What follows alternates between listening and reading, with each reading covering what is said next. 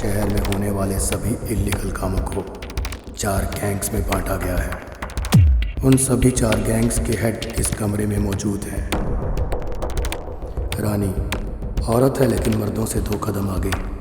पति के मरने के बाद गोल्ड की स्मगलिंग का काम यही देखती है। आलोक शहर में मनी लॉन्ड्रिंग का सारा काम इसी के हिस्से है। वेदांत मल्होत्रा इसे कुर्सी संभाले कुछ महीने ही हुए हैं। इससे पहले इसका बाप टीनू मल्होत्रा काम देखता था। शहर के सभी कॉलिंग सेंटर यही चलाता है। फेक कॉलिंग के जरिए लोगों के अकाउंट में से करोड़ों रुपया उड़ाते हैं। नंबर 4 पर है विजय सिंघाल। देखा जाए तो इसके पास सबसे ज़्यादा काम है। शहर में हर तरह के ड्रग्स सिर्फ यही बेच सकता है। पॉलिटिशियंस के साथ मिलकर बड़ी बड़ी प्रॉपर्टीज़ पर कब्जा करना इसके लिए छोटी सी बात है। कौन सी गैंग किस मंत्री को कितना महीना देगी वो भी यही तय करता है। और आज इसने यहाँ सभी की मीटिंग बुलाई है। लेकिन ये मीटिंग क्यों बुलाई गई है ये जानने के लिए हमें 4 हफ्ते पीछे जाना होगा।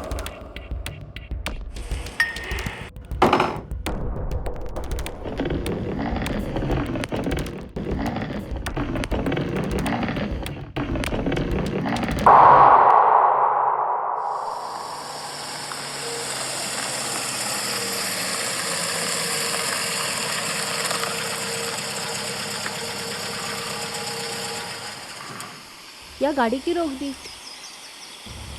तुम्हें पता तो है मुझे यहाँ वॉक करना बहुत पसंद है, तो चलें?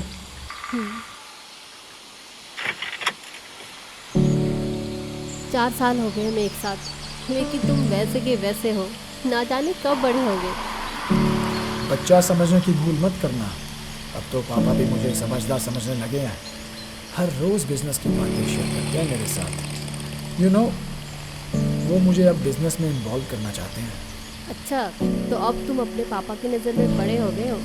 देखना कहीं बिजनेस ज्वाइन करने के बाद इतने भी बड़े मत हो जाना कि मैं तुम्हें छोटी दिखाई देने लगी। कैसी बातें कर रही हो?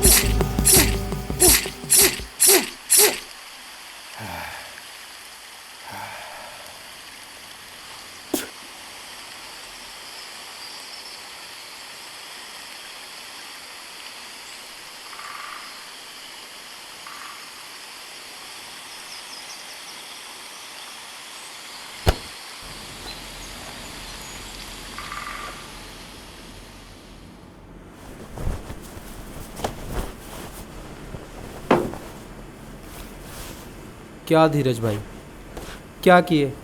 साला इतनी एक्साइटमेंट थी कि सारी रात नहीं सोया कि मैं संजू भाई लाइफ का पहला मर्डर करने जा रहा है। लेकिन तुम तो साला सारा गेम ही ख़राब कर दिए। उस लोंडे को भी चक्कू घुसा दिए, उस लोंडिया का भी खुद ही गला दबा दिए।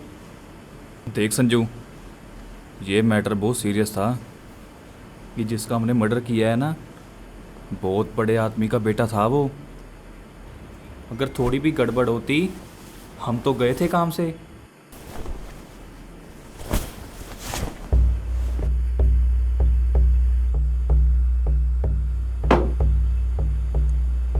और अभी तू मेरा यार असिस्टेंट है। और हाँ, जिसने हमें ये काम दिया था ना, वो भी बहुत बड़ा आदमी है। और ये देख, कितना आलीशान कमरा दिया रहने के लिए। और और हमें सुबह यहाँ से निकलना भी है। अब देखना, अब हमारा फ्यूचर बहुत ब्राइट है। हाँ, साला पैसा तो बहुत दिया है, वो भी एडवांस। अब पैसा गांव भेज दूंगा ना, आई बाबा को मुझ पे फक्र होगा। साला निकम्मा समझते थे मेरे को, पर मैं तो पहले से ही जानता था। मैं ये दुकानदारी करने को पैदा नहीं हुआ। मेरा टैलेंट तो क्राइम है, क्राइम स्पेशलिस्ट।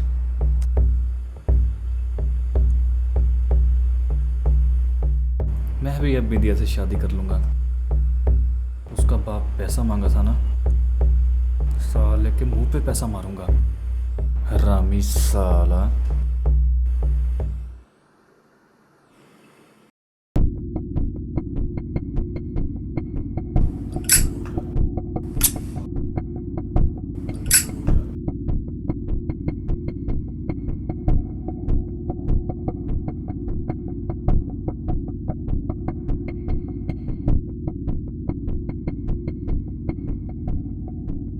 मेरे बेटे का मर्डर हुआ है।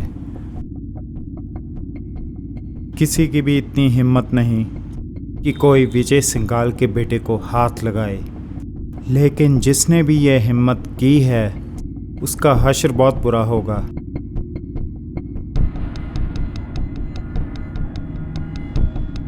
मुझे नाम चाहिए।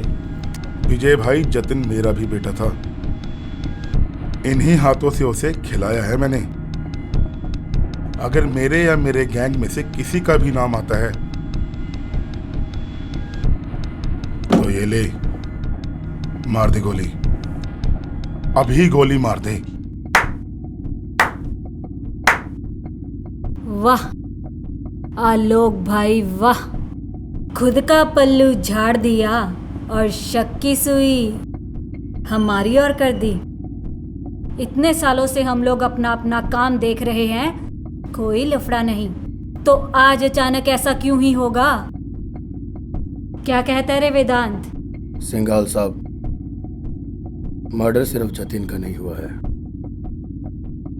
मर्डर उसकी गर्लफ्रेंड का भी हुआ है।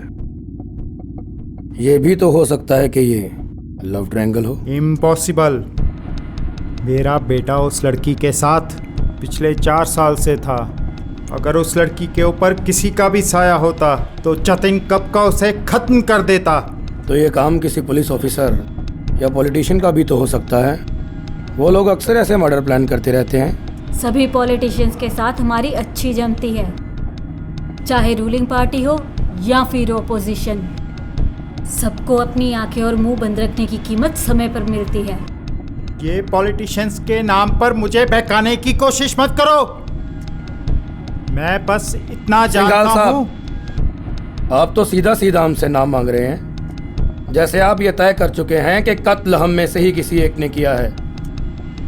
लेकिन आप ये भूल रहे हैं कि ये सफ़ेद कुर्ता पहनने वाले हम लोगों से कहीं आगे की सोच रखते हैं। और वैसे भी ओपोजिशन आजकल एक नए चेहरे को सामने लेकर आ रही है। क्या नाम है उसका? कन्हैया लाल। सुना है कि उसके ऊपर ईमानदारी का भूत सवार है। बस बहुत हो गया, मुझे अब और नहीं सुनना। कन्हैया हो या विक्रांत हो, सबके बारे में सब पता लगा चुका हूं मैं, और ये भी जानता हूं कि ये काम किसी बाहर वाले का नहीं। और अब मैं ज्यादा नहीं बोलूंगा।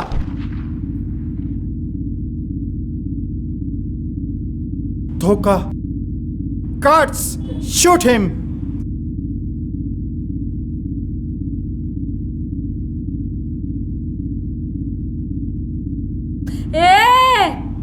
मैं इस धोखे में तुम लोगों का साथ नहीं देने वाली।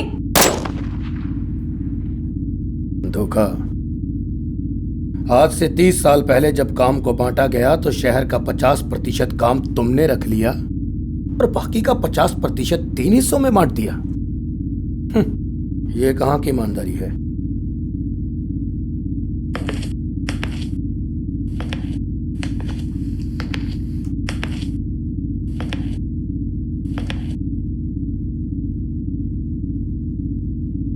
मेरा बाप ऐसा नहीं था। वो सबके साथ मिलजुल कर काम करना चाहता था।